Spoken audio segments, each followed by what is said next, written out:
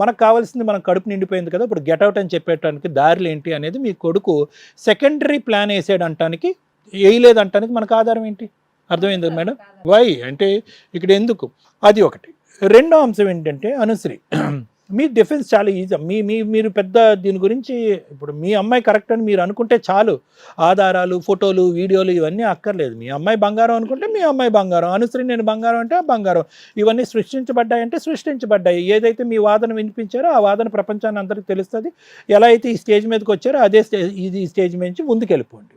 కానీ ఇక్కడ కావాల్సింది ఏంటంటే విడిపోయేటప్పుడు, ఒకప్పుడు విడిపోయేటటువంటి ఆలోచన ఉంటే కనుక, అదే ఆలోచన మీకు బలంగా ఉంది కాబట్టి సానుకూలంగా విడిపోండి. ఈ అరుచుకోటాలు, తిట్టుకోటాలు ఒక ఎత్తున ఆగం. ఎందుకంటే కనుక మీ వియ్యపురాలు అక్కడితో ఆగట్లేదు. ఇక్కడ మీ క్యారెక్టర్ కూడా మాట్లాడుతుంది. నీ భర్త చేయలేదా, మీ ఊర్ల మీద తిరగలేదా, నీ క్యారెక్టర్ ఏంటి అంటే దీనికి అంతు అదుపు ఏమీ ఉండదు. ఇది ఎక్కడి వరకన్నా పోయి మనుషులు తిట్టుకుని ప్రాణాలు తీసుకునేంత వరకు రాకుండానే సానుకూలంగా విడిపోండి. ఒకరిని బ్యాడ్ చేయాలని ఒకరి ఉద్దేశం, ఒకరిని కాపాడుకోవాలని ఇంకో ఉద్దేశం, ఇలా వద్దు. మీకు నిజంగా విడిపోవాలనేటటువంటి ఉద్దేశం ఉంటే కనుక లాయర్ మేడం ఏ విధంగా చెప్తే ఫ్రీగా, ఇప్పుడు మేము చేయగలిగేది ఏంటి, ఒక సానుకూలంగా హ్యాపీగా విడగొట్టేటటువంటి మార్గాలు ఏమన్నా ఉంటే కనుక అవి ఎలా ఉంటాయి అనేది మాట్లాడటానికి మనం ప్రయత్నం చేస్తాం. అర్థమైంది కదమ్మా? అంతే కదా. ఇప్పుడు విడిపోవాలని అనేటటువంటి ఆలోచన అయితే రెండు వైపులా ఉంది కదా, ఇరువైపులా. అంటే సార్ ఇప్పుడు బాబు మారి అమ్మాయిని బాగా చూసుకుంటామంటే ఎవరు వద్దరు, మారినా కూడా కానీ వాళ్ళ అమ్మగారే వినట్లేదు ఇంకా మాట. ఇప్పుడు మీ అబ్బాయి 10 రెట్లు మారాలంటే మీ అమ్మాయి 20 రెట్లు మారాలని అంటారు. అసలు మారాలి అనేటటువంటి ఆలోచన ముందు ఏది రావాలి? నేను తప్పు చేశాననే ఉద్దేశం రావాలి. మా అమ్మాయి తప్పు చేసింది అనేది మీరు అంగీకరించట్లేదు, నా కొడుకు తప్పు చేశాడు, నా విధంగా తప్పు అనేది అంగీకరించుకున్నప్పుడు మార్పు అనేటటువంటిది ఎందుకు వస్తుంది? సో అది ఒకటి, నెంబర్ 1. నెంబర్ 2, భార్యకి క్యారెక్టర్ లేదు అనేటటువంటి అంశం ఫ్రెండ్స్ పెళ్ళికి ముందు చెప్పారు, పెళ్ళైన తర్వాత 3 సంవత్సరాల తర్వాత చెప్పిన తర్వాత అతనికి దగ్గర బలమైనటువంటి ఆధారాలు ఉన్న తర్వాత ఏ మనసు మార్చుకుని, ఏ ఆలోచన శైలి మార్చుకుని మీ అమ్మాయి దగ్గరికి వస్తాడు? ఏం కాపురం చేస్తాడు విరిగిపోయిన మనసుతో? సో కాబట్టి అది జరిగేటటువంటి అవకాశం లేదమ్మా. మార్పులు చేర్పులు అనేటటువంటిది ఈ కేసు సినారియో లేదు. విడిపోవటం తప్ప, సానుకూలంగా ప్రశాంతంగా విడిపోవటం తప్ప ఇంకొక దారే లేదు అనేటటువంటిది నా అభిప్రాయం. ఆ విడిపోయేటటువంటి మార్గం సానుకూలంగా శాంతివంతంగా ఎలా ఉంటుందనేది మేడం చెప్తారు. Thank you sir. మేడం చాలా మన ఎపిసోడ్స్ చాలా డీసెంట్గా ఉంటాయి ఉన్నంతలో. వీళ్ళు కోట్ల ట్రాన్సాక్షన్ జరిగిందంటే నేను నమ్మను. ఇక్కడ మ్యాక్సిమం అబ్బాయితో విడిగా మాట్లాడితే ఆ అమ్మాయి స్త్రీధనంగా పెళ్లి ఖర్చులు మాత్రమే సాంప్రదాయంగా జరిగే ట్రాన్సాక్షన్లో కానీ నేనేం డౌరీ తీసుకోలేదండి అని అంటున్నాడు. కోటి తీసుకున్నావు, 2 కోట్లు తీసుకున్నావు, నా వాళ్ళ అమ్మ ఎగబడిపోవడం, నువ్వు ఇట్లా అని వీళ్ళ అమ్మ ఎగబడిపోవడం దొందే. ఇంకా వీళ్ళ క్యారెక్టర్స్ గురించి ఎంత తక్కువ మాట్లాడుకుంటే అంత బెటర్. ఒక స్టేజ్లో నాకు లేచి వెళ్ళిపోదామా అనిపించింది. ఎందుకంటే ఇది నా రేంజ్ ఆఫ్ సెటిల్మెంట్ అయితే కాదు, మాట్లాడను కూడా నేను ఎట్లా అంటే. అయినా కర్మ ఏంటంటే ఇక్కడ వచ్చింది, ఇతను డైవర్స్ కావాలన్నాడు, అతను డైవర్స్ కావాలన్నాడు. అరే మనల్ని నమ్ముకొని వచ్చారు కదా, ఓ నిమిషం ఓపిక పెట్టి అలా పంపించేస్తే బెటర్ అని కూర్చొనే మాట్లాడాను తప్ప సారు నేను వీళ్ళు ఏడ కూర్చునే కేసే కాదు. చిల్లర బ్యాచ్ బయటకు వెళ్ళి ఒక అడ్వకేట్ని కలిసి డైవర్స్ చేసుకోవడానికి అయిపోయేదా అంటే 100% అవ్వదు. మినిమం ఒక 10 years అనుకునేవాళ్ళు వీళ్ళు, వీళ్ళకున్న క్యారెక్టర్కి, ఆలోచన విధానానికి. ఈ పిల్లోడు అదృష్టం ఎక్కడో బాగుండి ఇక్కడికి వచ్చాడు. ఇక్కడ ఎవరన్నా కాస్త ఉన్నంతలో బెటర్ అంటే ఈ అబ్బాయి, మిగతా నలుగురు అంతంత మాత్రమే. కాబట్టి ఈ పిల్లోని మనం ప్రొటెక్ట్ చేయాల్సిన అవసరం ఉంది. మ్యాక్సిమం మ్యారిటల్ రిలేషన్లో ఎట్లా ఉంటుందంటే ఈ మధ్యకాలంలో నాకు తెలిసి డౌరీ ట్రాన్సాక్షన్ చాలా తగ్గిపోయిందండి. ఏది ఇచ్చినా అమ్మాయికి స్త్రీధనంగా ఇచ్చుకోండి అంటున్నారు. కర్మ ఏంటంటే పెళ్ళిళ్ళు గ్రాండ్గా చేసుకుంటున్నారు, విపరీతమైన ఖర్చు. అసలు కట్నం కాదు, ఆ స్త్రీధనం ఏదైతే ఉందో పావలా 10 పైసలు ఉంటే వీళ్ళు పెళ్ళిళ్ళకి పెట్టేది మాత్రం ఓవర్ ఎక్స్పెన్సెస్. అవి రికవరీ చేసుకోవడం కుదరదు.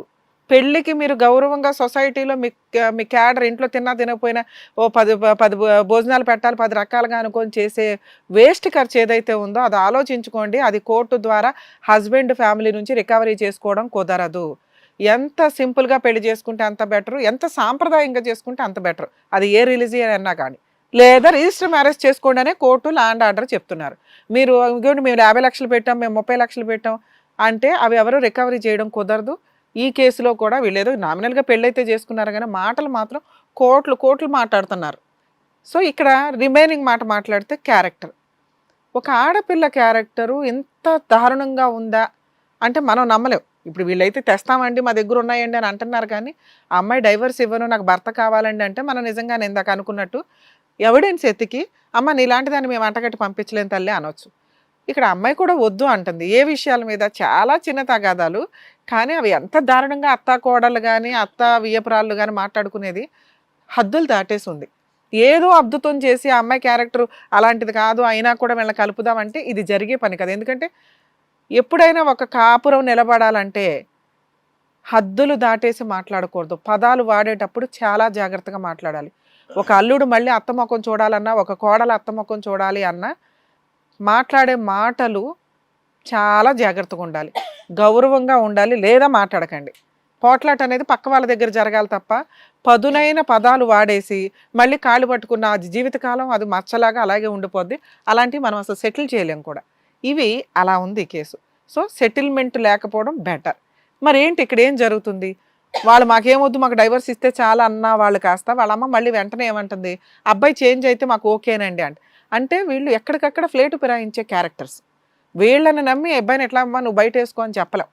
ఆ అమ్మాయి క్యారెక్టర్ గురించి మేము ఇక్కడ మాట్లాడట్లా, మీరు కూడా మాట్లాడకండి. ఎప్పుడు మాట్లాడాలంటే ఆ అమ్మాయి మ్యూచువల్ డైవర్స్ ఇవ్వను, నాకు 50 lakhs కావాలి 20 lakhs కావాలని డిమాండ్ చేస్తుంది కదా, అప్పుడు మాట్లాడాలి. అప్పటిదాకా ఒక ఆడపిల్ల క్యారెక్టర్ని ప్రసాదం పంచినట్టు పంచకండి. అవి ఆయుధాలుగానే వాడాలి. వన్స్ నువ్వు వాడేసి అంత పనిచేసినాక అమ్మాయి ఏం చేస్తుంది, పరువు పోయినాక మీ జీవితాలు సర్వనాశనం చేయడం ఎట్లాగా లీగల్గా అనే చూస్తుంది. ఇలా ఎవిడెన్స్లు ఉన్న వాళ్ళు ఎవరైనా కానీ, అది హస్బెండ్ అయినా వైఫ్ అయినా, అవసరం ఉన్నప్పుడే బయటకు తీయండి. ఎందుకంటే అవతల వ్యక్తి క్యారెక్టర్ పడిపోయే ఎవిడెన్స్లు అవసరం లేకుండా ప్రసాదం పంచినట్టు పంచితే మీ మీద డిఫమేషన్ కేసులు పడతాయి. ఇక మీ కేసులో థర్డ్ మనం మాట్లాడాల్సింది ఫైనాన్షియల్ సెటిల్మెంట్. వీళ్ళ కేసులో ఫైనాన్షియల్ సెటిల్మెంట్ చేయడం అవసరమా లేదా అంటే, యాక్చువల్గా అమ్మాయి డౌరీ ఇచ్చినా ఇవ్వకపోయినా, స్త్రీధనంగా ఏమైనా తెచ్చుకున్నా తెచ్చుకోకపోయినా, ఒక్కసారి పెళ్ళయిన తర్వాత కోర్టుల చుట్టూ 4-5 కేసుల చుట్టూ తిరగాల్సి వస్తుంది, టైం వేస్ట్ అవుతుంది. కాబట్టి కొంత కాంపెన్సేషన్ రూపంలో, ఎందుకంటే ఫిజికల్ రిలేషన్స్ ఇవన్నీ ఉంటాయి. ఈ కంట్రీలోనే కాదు ఏ కంట్రీలోనన్నా స్త్రీకి ఎంతో కొంత కాంపెన్సేషన్ అయితే ఆర్డర్ చేస్తారు. ప్రతి అడ్వాన్స్డ్ కంట్రీస్లో కూడా ఇలా ఉంది. కాకపోతే మన ఇండియాలో ఏంటంటే ఇవాళ పెళ్ళైపోయి రేపు వెళ్ళిపోయినా కూడా కాంపెన్సేషన్లు అంటారు. ఎవరితోనైనా లేచిపోయి వెళ్ళొచ్చినా ఆ కేసుల చుట్టూ భరించలేక కాంపెన్సేషన్ అంటారు. మిగతా కంట్రీస్లో మినిమం 2 years కంప్లీట్ అవ్వాలి. వాళ్ళ మ్యారిటల్ రిలేషన్ 2 years అయితేనే, ఈ లోపు కనుక వాళ్ళు విడిపోవాలని డెసిషన్ తీసుకొని ఏ ఒక్క వ్యక్తి అనుకున్నా, హస్బెండ్ అనుకున్నా వైఫ్ అనుకున్నా, వాళ్ళకి 3 to 6 monthsలో డైవర్స్ వస్తాయి వితౌట్ ఎనీ కాంపెన్సేషన్. మరి పిల్లలు ఉంటే అట్లా, పిల్లలు ఉంటే ఇండియాలో మెయింటెనెన్స్ తీసుకోవడం కొంచెం చాలా టైం పడుతుంది. కానీ వేరే కంట్రీలో అతని శాలరీ నుంచో లేకపోతే ఆవిడ శాలరీ నుంచో 20 to 30% పిల్లలకు ఆర్డర్ చేస్తారు. ఈ చట్టాలు కొంత మారాల్సిన అవసరం ఉంది. ఫ్యామిలీ మ్యాటర్స్లో ఒక్క ఫ్యామిలీ కేసు, ఒక్క పెళ్ళి 5 కేసులు అంటే అవి కోర్టుల చుట్టూ తిరగడమే అయిపోతుంది. కాబట్టి ఒక క్రిమినల్ కేసు ఒక సివిల్ కేసు ఇంతే. మిగతా కంట్రీస్లో ఏ చట్టాలు అయితే ఇంప్లిమెంట్ అవుతున్నాయో అవి మనకి కాస్త రీజనబుల్గా వచ్చి బిలో 2 years లోపు విడిపోతే ఇమీడియట్ డైవర్స్ విత్ కాంపెన్సేషన్ ఏదో ఒక డిసైడ్ చేస్తే ఇంత తగాదాలు అవ్వవని నా ఉద్దేశం. సో ఇక్కడ ఈ కేసులో అమ్మాయికి కాంపెన్సేషన్ ఇవ్వాలా వద్దా అంటే, వాళ్ళు స్త్రీధనంగా ఏదో పెళ్లి నిమిత్తం పెట్టుకున్న సాంప్రదాయ ఖర్చులు ఒక 2 lakhs ఉన్నాయట. అంతకంటే ఎక్కువ ఇవ్వాల్సిన అవసరం ఉంది. కానీ ఈ కేసులో ఇవ్వట్లా. ఎందుకు ఇవ్వట్లేదంటే అక్కడ ఉన్న ఎవిడెన్స్, ఆ ఎవిడెన్స్ మేము ఇక్కడ ఏమీ మాట్లాడట్లా. బాబు ఫ్రీగా డైవర్స్ ఇవ్వడం కుదరదు, మీ ఆవిడ తప్పు చేసిన వ్యక్తి అయినా కూడా.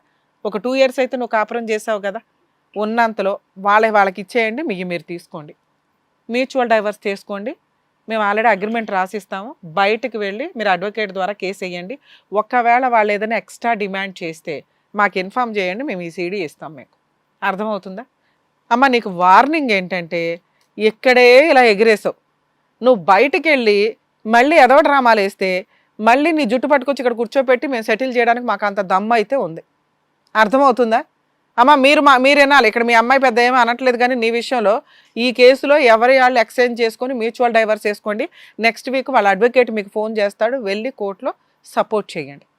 అర్థమవుతుందా మేడం? ఈ కేసులో వెళ్ళండి అమ్మా. ఏం మార్విన్, ఇక్కడ వరకు వచ్చావు కదా, ఏదైతే కావాలో డాక్టర్ గారు మేడం చెప్పారుగా, దాని ప్రకారం చేసుకోండి. వెళ్ళండి.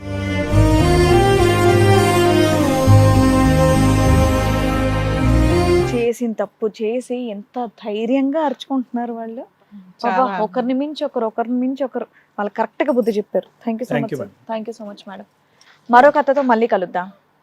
ఈ కార్యక్రమాన్ని ఇంతగా అభిమానిస్తున్న ప్రతి ఒక్కరికి కూడా శిరస్సు ఉంచి నమస్కరిస్తున్నాము. ఈ సందర్భంగా మీ అందరితో నేను ఒక విషయాన్ని పంచుకోవాలి అనుకుంటున్నాను. మేము చేసేటటువంటి ఇది కథ కాదు జీవితం కార్యక్రమం ద్వారా ఎంతో మందికి ప్రత్యక్షంగాను పరోక్షంగాను సహాయం అందుతుందని భావిస్తున్నాం. ఎక్కడ ఉండి ఇక్కడికి రాలేని ఎంతో మందికి అడ్వకేట్ రమ్య మేడం గారు, సైకియాట్రిస్ట్ డాక్టర్ కళ్యాణ్ చక్రవర్తి గారు ఇచ్చేటటువంటి సూచనల ద్వారా వాళ్ళ జీవితాల్లో ఎలాంటి మార్పులు తెచ్చుకుంటే ఆనందంగా ఉంటారో అలాంటి మార్పులు తెచ్చుకుంటున్నారు. మా ఆశయం ఒకటే, అందరూ బాగుండాలి, అందులో మేము ఉండాలి. ఇది కథ కాదు జీవితం ప్రోగ్రామ్ అందరికంటే ఒక రోజు ముందుగా మీరు చూడాలి అనుకుంటే వెంటనే డౌన్లోడ్ చేయండి హిట్ టీవీ యాప్. ఇందులో మీరు నచ్చే మెచ్చే కంటెంట్ సిద్ధంగా ఉంది. మరి ఇంకెందుకు ఆలస్యం, వెంటనే డౌన్లోడ్ చేసుకోండి హిట్ టీవీ యాప్.